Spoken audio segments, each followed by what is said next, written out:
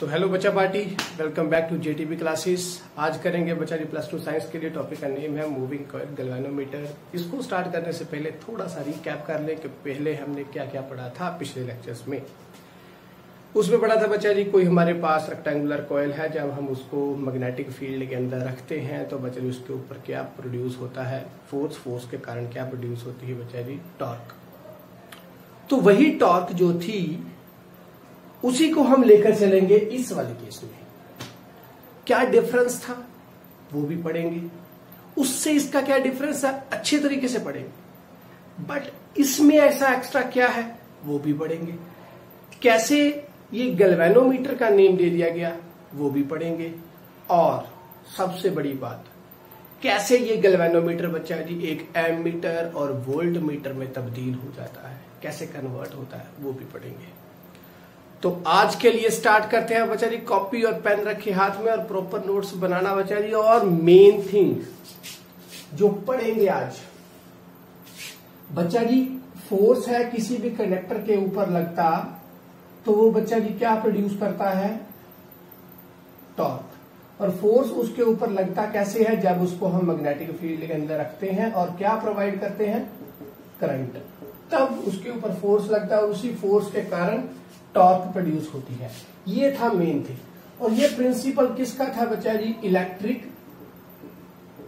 Motor का, जो कि हमने पिछले वाले लेक्चर में पढ़ा कि कोई भी करंट कैलकुलेटर को जब हम किसी मैग्नेटिक फील्ड के अंदर रखते हैं तो बच्चा इसके ऊपर टॉर्क प्रोड्यूस होती है। तो टॉर्क प्रोड्यूस मींस क्या, इलेक्ट्रिक मोटर का प्रिंसिपल हो गया। तो इलेक्ट्रिक मोटर भी तो ऐसे ही काम करती है, मैग्नेटिक फील्ड प्रोवाइडेड है, करंट प्रोवाइडेड है और वो घूमती है मैग्नेटिक फील्ड के अंदर। और वो कैसे घूमी बच्चा जी, वो हमने पढ़ा था। ओके, कौन सा फॉर्मूला लगा था, LIV या ILV, आप कुछ भी बोले। और इसमें दोनों में बच्चा जी एंगल था हमारे पास sin 90। ओके, तब हमारे पास फोर्स मैक्सिमम आता था। और वो कौन कौन सी कॉइल थी, इस साइड वाली और इस साइड वाली, जो लेंथ थी उस कंडक्टर की, उस कॉइल की, उनके ऊपर फोर्स लगता था। और ये वाली एक दूसरे को कैंसिल आउट करती थी। इसको भी हम पढ़ते हैं डिटेल में। तो ये हो गया बच्चा जी। अब ये गैल्वेनोमीटर का नेम दे दिया गया। अब गैल्वेनोमीटर के साथ इसका क्या डिफरेंस है कि उसमें भी यही लगा, बट डिफरेंस क्या है, इसमें बच्चा जी जब टॉर्क लगती है तो वो बहुत सारी टर्न्स ले लेती है, वो लगातार घूमती रहती है जब तक हम करंट प्रोवाइड करते हैं। बट इस वाले केस में क्या है बच्चा जी, कि जैसे गैल्वेनोमीटर का भी हमारे पास मीटर है ऐसे, तो वो बच्चा जी मैक्सिमम कितना जाएगा, सेंटर में तो ऐसे रहता है तो वो ऐसे चले जाएगा, ऐसे चला जाएगा, जब मैक्सिममली हाफ डिफ्लेक्शन तक जाएगा। जब मैक्सिमम हाफ, अगर करंट इस साइड को तो मैक्सिमम हाफ डिफ्लेक्शन यहां तक जाएगा। Maximally half deflection means half rotation तक। ओके, ये पूरा ऐसे नहीं रोटेट करता, उसमें किसी पर्टिकुलर डायरेक्शन को मैक्सिममली हाफ रोटेशन तक जाता है। हमें पता है गैल्वेनोमीटर, आपके जो आपके स्कूल होंगे वहां पर बच्चा जी गैल्वेनोमीटर से पढ़े होंगे, वहां पर आप उसको देख रहे होंगे, आप उनको देखा होगा। गैल्वेनोमीटर की हमेशा निडल जब उसमें से करंट फ्लो नहीं करता हो तो वो हमेशा बच्चा निडल रहती है सेंटर में। जब करंट इस साइड को गया तो बच्चा जी वो उसकी निडल जाती है ऐसे, इस साइड को गया तो निडल जाती है ऐसे। अब डिपेंड है कि उसकी निडल कहां तक रोटेट कर सकती है। अगर उसकी रोटेशन मैक्सिमम कहां तक हो, अगर मीटर उसका बच्चा जी मैक्सिमम हो यहां तक, यहां से भी यहां तक, तो निडल मैक्सिमम नहीं जाएगी बच्चा जी यहां से यहां तक, या यहां से यहां तक, हाफ रोटेशन से ज्यादा नहीं जाएगी। तो इसी चीज को हम पढ़ेंगे इसमें कि हाफ रोटेशन तक ही क्यों जाती है, फुल क्यों नहीं जाती। क्लियर बात समझ में आई। तो टॉर्क वाला जो हमारे मोटर था उसमें तो लगातार घूमती थी, वो इसमें ऐसे ये लगातार घूमेगी।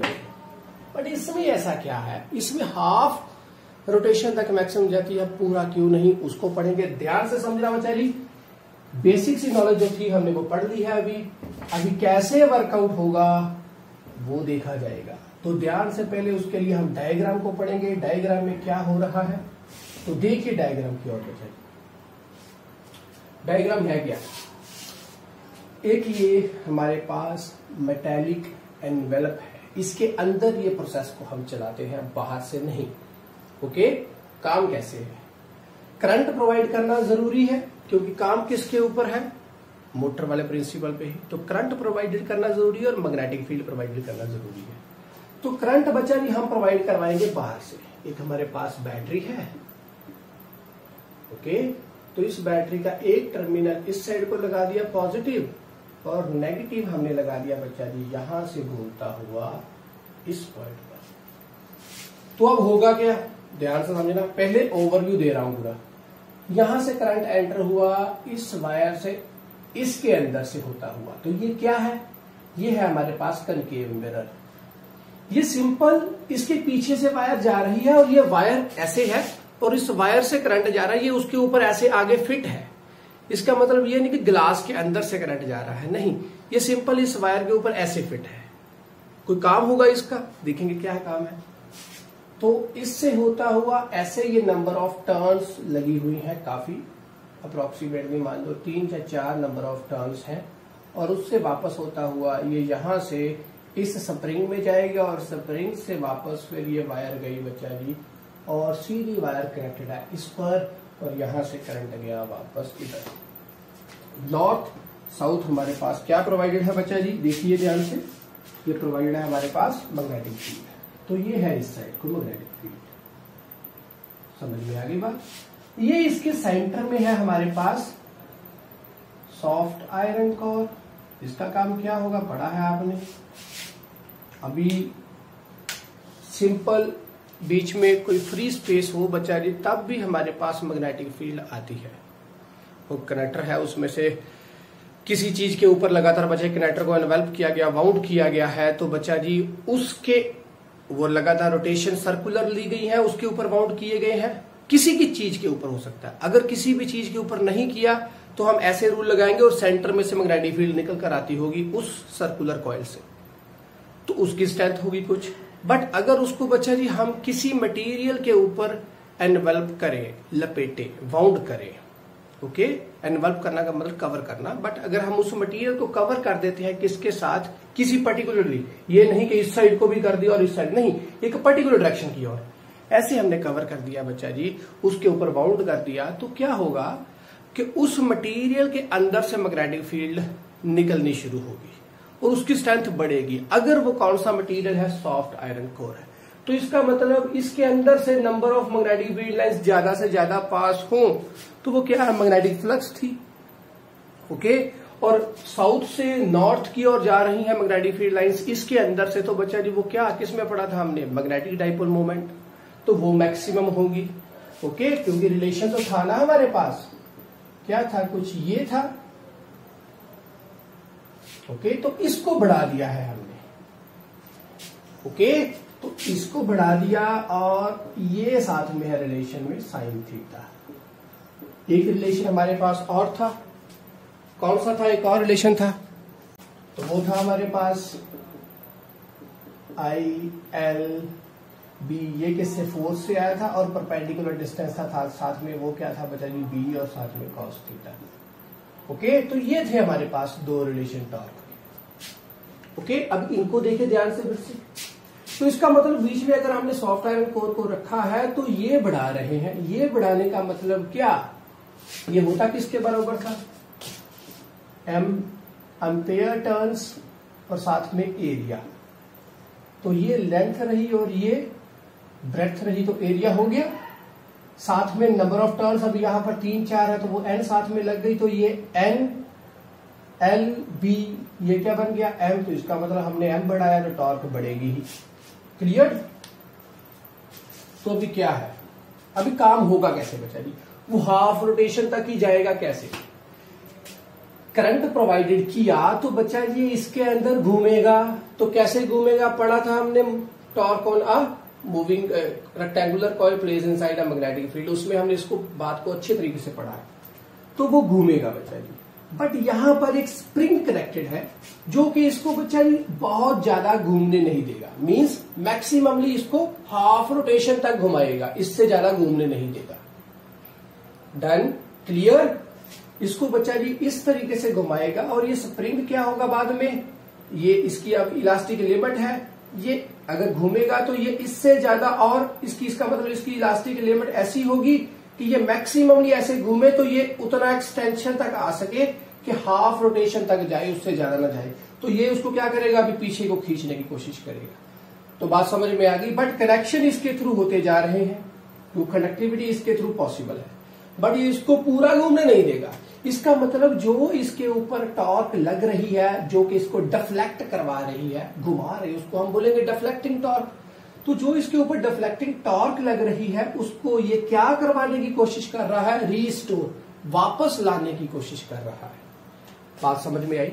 तो अभी रीस्टोर होगा कैसे? अभी गैल्वेनोमीटर का काम क्या है, करंट आप उसमें से प्रोवाइड करें तो उसकी निडल मान लो इस साइड को है, तो उसकी निडल मैक्सिममली क्या होगी, ऐसे जाएगी, हाफ रोटेशन तक जाएगी, फिर वापस आ जाएगी।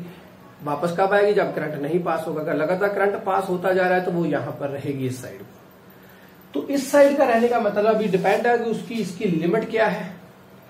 पूरा ये घूम गया, हाफ रोटेशन तक मैक्सिमम घूम रहा, तो ये घूमा तो उसके साथ ये निडल कहीं पर कनेक्टेड होगी, कोई प्रोसेसर किया होगा बच्चा जी जिसके साथ ये निडल कनेक्टेड होगी, तो ये भी साथ में घूमेगी और ये यहां तक मान लो चली गई। और उसके बाद अभी स्प्रिंग जो है फुली एक्सटेंडेड हो चुका है, जहां तक वो जा सकता था अपनी पूरी इलास्टिक लिमिट तक। अब क्या होगा, अभी स्प्रिंग इससे ज्यादा उसको घूमने नहीं देगा, तो ये यहां पर रहेगा। अदरवाइज क्या हो, अगर ऐसा ना हो और उसके पास जगह हो घूमने की, तो ये लगातार घूमता जाए, बट वो यहां तक गया तो इससे ज्यादा नहीं घूमेगा। ओके। तो बाद में क्या होगा, जैसे ही हमने करंट को ऑफ कर दिया, तो ये पीछे को लाने की जिम्मेवारी किसकी है, अभी इसी स्प्रिंग की है। तो वो क्या प्रोवाइड करवाता है, फिर रीस्टोरिंग टॉर्क। बात समझ में आ गई, पूरा आइडिया दिमाग में पहुंच गया होगा। तो अभी क्या ये मुझे करवाने की जरूरत है, इसको मैंने पिछले लेक्चर में करवाया था ये।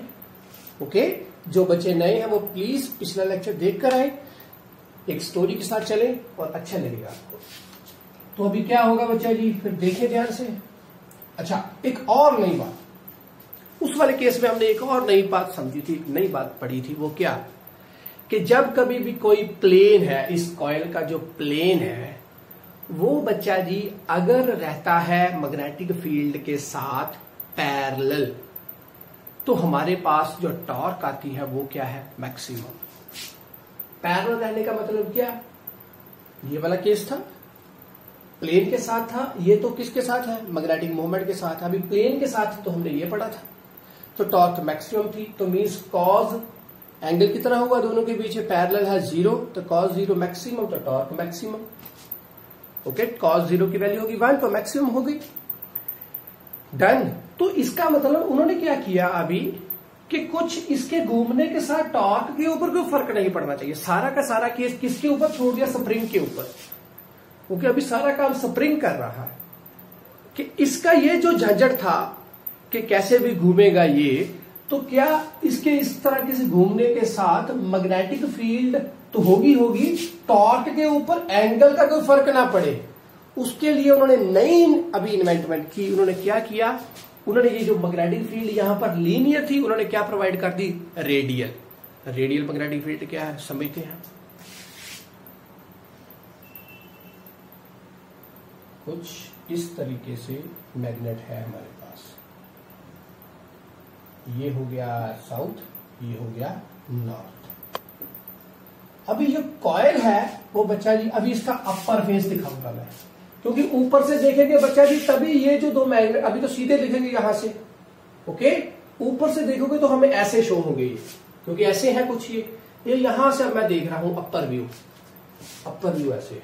तो ये जो कॉइल थी ये ऐसे टर्न आउट थी, तो इसका मतलब यहां पर ये कॉइल कैसे है, ऐसे है, नीचे को है, कैसे है, ये अपर व्यू है, अभी मेरे को पूरा दिख रहा है ऐसे। ओके, यहां से ऐसे दिखता होगा, तो मैग्नेटिक फील्ड रेडियल है, तो अपर व्यू देखूंगा तो मुझे बच्चा जी कुछ कॉइल ऐसे नजर आएगी। ओके, अभी ऐसी मैग्नेटिक फील्ड देने का मतलब क्या, कि अभी ये नॉर्थ है लगातार, तो ये नॉर्थ से मैग्नेटिक फील्ड इस साइड को साउथ की ओर जाएगी, तो यहां से भी जाएगी ऐसे, ये परपेंडिकुलरली निकलती जाएगी, तो यहां पर भी क्या होगा, परपेंडिकुलरली एक्सेप्ट होगी।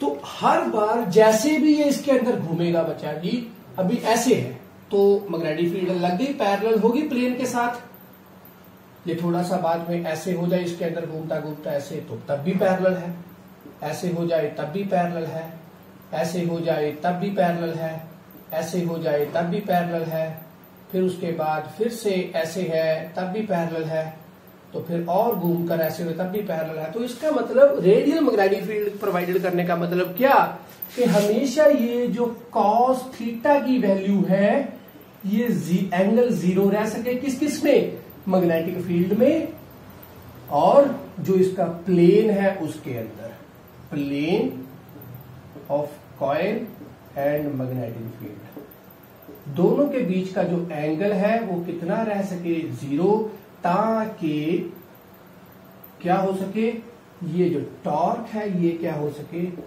मैक्सिमम। बात समझ में आ गई। तो अभी एंगल कोई फर्क नहीं डालेगा क्योंकि उसके लिए उन्होंने मैग्नेटिक फील्ड क्या कर दी, प्रोवाइडेड, रेडियल।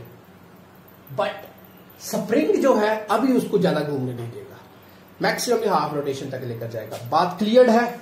तो चले नेक्स्ट। ये हो गया। अभी होगा क्या बचा की, और देखे ध्यान से। तो हमने पढ़ा कि डिफ्लेक्शन जो आएगी वो किसके बराबर होगी, रीस्टोरिंग टॉर्क के। तो अभी एक जब ये ऐसे हो गया बच्चा जी, ऐसे करंट प्रोवाइड हुआ तो टॉर्क आई, तो टॉर्क जो आई उसको मैक्सिमम नहीं लेकर गई, तो वो कितनी हुई बच्चा जी, deflecting torque equals to restoring torque. Okay, अब होगा क्या, अभी ये डिफ्लेक्ट हुई तो वो कितनी हुई थी, हमारे पास ये रिलेशन था NILBB cos थीटा, तो cos थीटा हट गया, यहां से हट जाएगा, मैक्सिमम है। तो इस साइड को क्या होगा, अभी ध्यान से इस बात को समझना पड़ेगा बच्चा जी आपको। तो इसके लिए क्या होगा, हमारे पास बच्चा जी ये जो इसकी नेडल होती है, ओके, अभी सिंपल हमारे पास ये जो गैल्वेनोमीटर है इसके अंदर भी जो स्टेप्स होंगे वो देखेंगे, इसके साथ कंपैरिजन कैसे। देखिए हमारे पास ये लगा हुआ है क्या, कनकेव मिरर, इसके ऊपर लगातार बच्चा जी लैंप के अरेंजमेंट के साथ इसके ऊपर लगातार, अभी देखो ये कनकेव है, कनकेव अपने अंदर इमेज तब बनाएगा बच्चा जी जब कोई भी ऑब्जेक्ट इसका जो पोल है और इसका जो प्रिंसिपल फोकस है उसके अंदर आ जाए, तब ये अपने अंदर इमेज ले लेगा और बड़े साइज की लेगा। क्लियर? जब कोई ऑब्जेक्ट इससे दूर हो, काफी दूर हो, तो बच्चा जी ये उस ऑब्जेक्ट की इमेज बनाएगा सामने ही कहीं पर। क्लियर? ओके, अगर इसके ऊपर लाइट पड़ेगी तो वो इमेज उसकी सामने ही कहीं पर आएगी। तो बच्चा जी इमेज कोई आएगी सामने। ओके, पहले ये जो था ये कनकेव मिरर है, अभी ये घूमेगा तो साथ में बच्चा जी ये वाली वायर भी तो घूमेगी ना, ये जब घूमेगा डिफ्लेक्शन आएगी तो साथ में ये भी वायर उस साइड को जाएगी जिस साइड को ये घूम रहा है, क्योंकि ये क्रैकेट किसके साथ है, यहां पर, और ये मूवेबल है। मूवेबल का मीन्स का मतलब क्या, जब ये घूमेगी तो साथ में बच्चा जी ये भी घूमेगा, तो इसका मतलब ये साथ में उसके घूम रहा है। ये टॉर्शन हेड है, हेड पॉइंट है जहां पर कटेड है, बट ये मूवेबल है। इसका मतलब जब ये ऐसे घुमा, मान लो इस साइड को गया, जैसे अब ये नीचे को जा रहा है, डिपेंड है करंट किस साइड को, अगर ऐसे गया बच्चा जी, तो बच्चा जी साथ में ये जो मिरर है ये भी इस साइड को जाएगा, और यहां पर ये मूवेबल है तो ये भी बच्चा जी इस साइड को घूमेगा, क्योंकि ये साथ साथ घूमेंगे सभी। तो अभी ये जो कनकेव मिरर था, मान लो सामने डिफ्लेक्शन दे रहा था before providing a current to this moving coil galvanometer, after providing a current then its reflection moves from this position to, सामने वाली पोजीशन से बच्चा जी किसी इस साइड को चली जाएगी। तो वो कितने डिग्री का चेंज आया, तो वो कितने डिग्री का चेंज आया, जहां तक वो घूम कर गया। अभी बच्चा जी वो ऐसे घूमा तो इसका मतलब ये कितना डिग्री का चेंज आया होगा, मीन्स वो सारी प्रोपोर्शनल अगर मान लो यहां पर चलेगी तो ये प्रोपोर्शनल वही चीज बन गई पूरी। क्लियर? तो ये नीडल एक तरह से है, तो वो यहां पर क्या है, एक तरह से रिफ्लेक्शन है इस साइड को, तो उसके साथ कंपेयर करें। ये बाय द वे बच्चा जी ये एक वेस्टर्न टाइप गैल्वेनोमीटर है, हम इसको साथ साथ में कंपेयर करते जा रहे हैं इस मूविंग कॉइल गैल्वेनोमीटर से, जिसकी इन्वेंटमेंट के बाद बच्चा जी ये मूविंग कॉइल गैल्वेनोमीटर से बाद ये वेस्टर्न टाइप गैल्वेनोमीटर आया। फर्क दोनों में कुछ भी नहीं है, बस ये फर्क है कि इस वाले केस में बच्चा जी रिफ्लेक्शन, हमारे पास रिफ्लेक्शन जो आती है वो बताती है कि कितनी डिग्री का चेंज आ चुका है, कितनी डिग्री की टॉर्क घूमी है। तो यहां पर वो टॉर्क बच्चा जी किसके थ्रू शो होती है, एक नीडल के थ्रू। बात सिंपल है, क्लियर। इस पोजीशन से उस साइड को चली गई क्या, रिफ्लेक्शन, ओके। तो वो चली गई बच्चा जी, तो क्या होगा अभी ध्यान से समझना, उसको हम यहां पर लिखना है। मान लो अगर थीटा, अभी वो डिग्री होगी कोई ना कोई चेंज, अगर थीटा की वैल्यू है 1, अगर 1 डिग्री चेंज हुई है तो उसके ऊपर जो बच्चा जी रीस्टोरिंग टॉर्क लगी है कि कितनी टॉर्क लगेगी। अगर मान लो वो 1 डिग्री चेंज हुआ, यहां से ऐसे चेंज हुआ, यहां से हल्का सा ऐसे चेंज हुआ, तो ऐसे चेंज के कारण बच्चा जी जो टॉर्क उसको वापस लेकर आएगी वो उसकी वैल्यू बच्चा जी क्या है, के। एट दैट टाइम टॉर्क की वैल्यू के है। अगर थीटा की वैल्यू बच्चा जी 30 डिग्री है तो टॉर्क की वैल्यू क्या होगी, 30 के। तो इसका थीटा की वैल्यू अगर थीटा है तो टॉर्क की वैल्यू क्या होगी, थीटा की। बात सिंपल ये है कि के की वैल्यू क्या है, torque, restoring torque per unit twist, per unit degree या पर यूनिट ट्विस्ट। ट्विस्ट मींस वो कितना ट्विस्ट करा। अभी उसके ऊपर ये निडल थी, ये कनेक्टेड था हमारे पास, ये जो स्ट्रिप है इसका भी नाम लेते हैं बच्चा जी, क्या है ये स्ट्रिप है, इसके ऊपर ये कनेक्टेड है। जब ये बच्चा जी ऐसे इस पोजीशन से, अभी इसके ऊपर यहां पर क्या कनेक्टेड है, मिरर।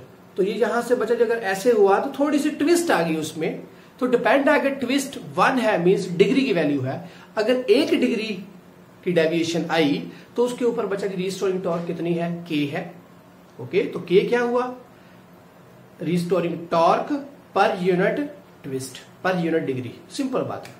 तो अगर जितनी डिग्री घूमा उसके ऊपर रीस्टोरिंग टॉर्क क्या होगी, के, और साथ में क्या आ गई बच्चा जी, थीटा। क्लियर हुई बात, थीटा क्या है, क्लियर हो चुका है, किस जगह से रिफ्लेक्शन कहां से कहां तक गई।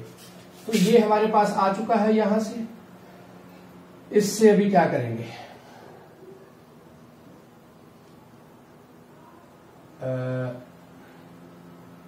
हमारे पास अभी चाहिए क्या, हमें थीटा अपॉन आई करके देखें तो वो क्या बनता है बच्चा। सिंपल सी बात है, अगर हम यहां से ही करके देखें, आप देखिए यहां से इसकी वैल्यू कांस्टेंट, रिपीट कांस्टेंट है, इसकी वैल्यू कांस्टेंट, इसकी वैल्यू कांस्टेंट, इसकी वैल्यू कांस्टेंट, थीटा हमारे पास आएगा। तो ये जो के है कितनी वैल्यू है, ये भी क्या है, कांस्टेंट, कांस्टेंट ही है ना, पर यूनिट ट्विस्ट की वैल्यू कितनी, के की आएगी। तो इसका मतलब यहां से क्या हुआ, एन को यहां पर लिखा और यहां पर थीटा है, तो ये जो के है इसके नीचे मैं सब कुछ ले गया। तो वो क्या क्या लेकर गया, मैं एन को ले गया, यहां पर मैंने आई रखा, एन भी नीचे गया, एल भी नीचे गया, बी भी नीचे गया और ये बी भी नीचे गया। तो ये भी चला गया, ये भी चला गया, ये भी और ये भी चला गया। तो बच्चा जी यहां से क्या, ये सभी थिंग्स जो कांस्टेंट थी इसको मैंने लिख दिया बच्चा जी क्या, जी, और साथ में लिखा थीटा। तो ये जो जी है बच्चा जी इसको बोलते हैं हम गैल्वेनोमीटर कांस्टेंट। जो ये गैल्वेनोमीटर जो भी होंगे उसका जो कांस्टेंट होगा बच्चा जी वो वैल्यू ये है। तो वो किस पे होगा कि उसमें जो ये वायर लगी हुई है, ये जो वायर है ये हमारे पास, अभी ये वायर किसकी है, ये फॉस्फोर ब्रॉन्ज की बनी हुई है।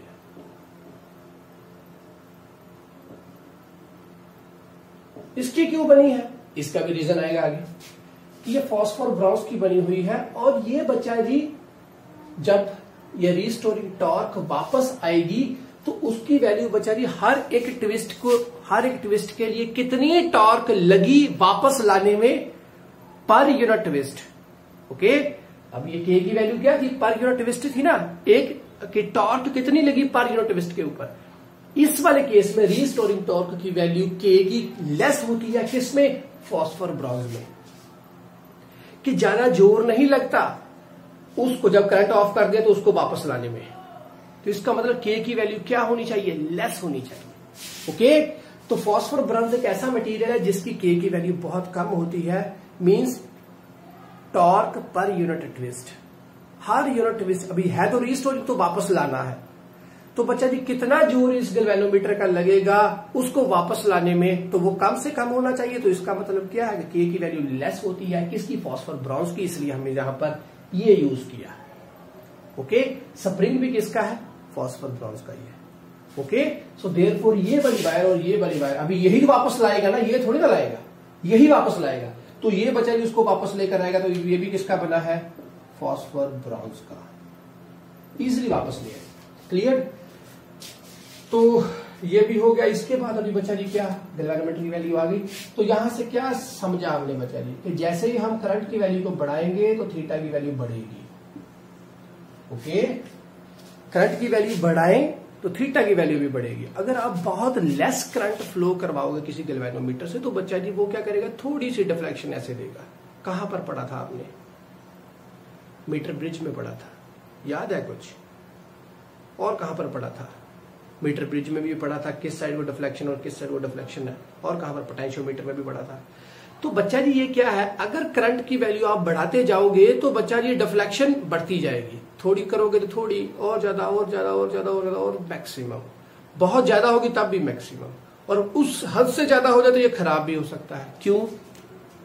क्योंकि गैल्वेनोमीटर जो है बच्चा जी उसकी रेजिस्टेंस की वैल्यू होती है मॉडरेट, मॉडरेट कह लें या ज्यादा कह लें, उसमें से करंट जो फ्लो करता है बच्चा जी वो बहुत लो लेवल का होता है। तभी तो बच्चा जी थोड़े से करंट देने के साथ ही, थोड़ा सा हम करंट प्रोवाइड करते हैं तो उसी के साथ ही बच्चा जी ये काफी अच्छी डिफ्लेक्शन दे देता है। इसका मतलब क्या है कि इससे लो करंट फ्लो करता है गैल्वेनोमीटर से। तभी हमने एमीटर यूज करते हैं कि अभी हम इसको क्यों नहीं यूज किया कोई करंट की वैल्यू रीड करने के लिए, क्योंकि ये तो थोड़े से करंट पे ही डिफ्लेक्शन दे देगा काफी। तो बच्चा जी हमें क्या करना चाहिए, हमें हमेशा हम एमीटर इसलिए यूज करते हैं क्योंकि एमीटर की रेजिस्टेंस की वैल्यू बहुत कम होती है, नेग्लिजिबल होती है। अगर वो आइडियल एमीटर है तो उसकी वैल्यू लेस होगी रेजिस्टेंस की, तो करंट मैक्सिमम फ्लो करवाता होगा, जितना उसके अंदर से जाएगा वो उतना शो कर देगा। तो गैल्वेनोमीटर की जो वैल्यू होती है रेजिस्टेंस की वो बहुत ज्यादा होती है, उससे लो लेवल का करंट फ्लो करता है, इसलिए वो हमेशा थोड़े से करंट के लिए हम यूज करते हैं उसको रीड करने के लिए। ज्यादा करंट फ्लो करवाएंगे तो वो डिफ्लेक्शन पूरी दे देगा, डिफ्लेक्शन पूरी दे दी तो क्या होगा, करंट मैक्सिमम, रेजिस्टेंस भी इसकी मैक्सिमम है, तो क्या होगा, हीट जनरेटेड ज्यादा हो जाएगी ना, I² R/T। कितने टाइम तक वो गया, ये भी ज्यादा ये भी ज्यादा, तो हीट ज्यादा तो ये खराब भी जल्दी से, तो वो भी हम नेक्स्ट पढ़ेंगे आगे। अभी इतना क्लियर हो गया है। ओके, अब इससे क्या होगा बच्चा जी, अभी इसमें से समझ में क्या आया कि करंट की वैल्यू बढ़ाएं तो थीटा की वैल्यू बढ़ेगी। डन। अभी एक 2-3 थिंग्स हैं जो हमने इसमें बहुत अच्छी पढ़ी है। अभी इसको मैं, इसका आप एक बार स्क्रीनशॉट दे रहे, इसको हम लेकर चलेंगे। बहुत अच्छी थिंग्स है, करंट सेंसिटिविटी पढ़नी है, वोल्टेज सेंसिटिविटी पढ़नी है, और इसी के जो फैक्टर्स हैं इसको पढ़ना है। तो एक बार इसका स्क्रीनशॉट लें, इसके बाद स्टार्ट करते हैं दोबारा। तो नेक्स्ट है बच्चा जी करंट सेंसिटिविटी और वोल्टेज सेंसिटिविटी, दोनों थिंग्स पढ़ेंगे। करंट सेंसिटिविटी का मतलब क्या है, सेंसिटिविटी।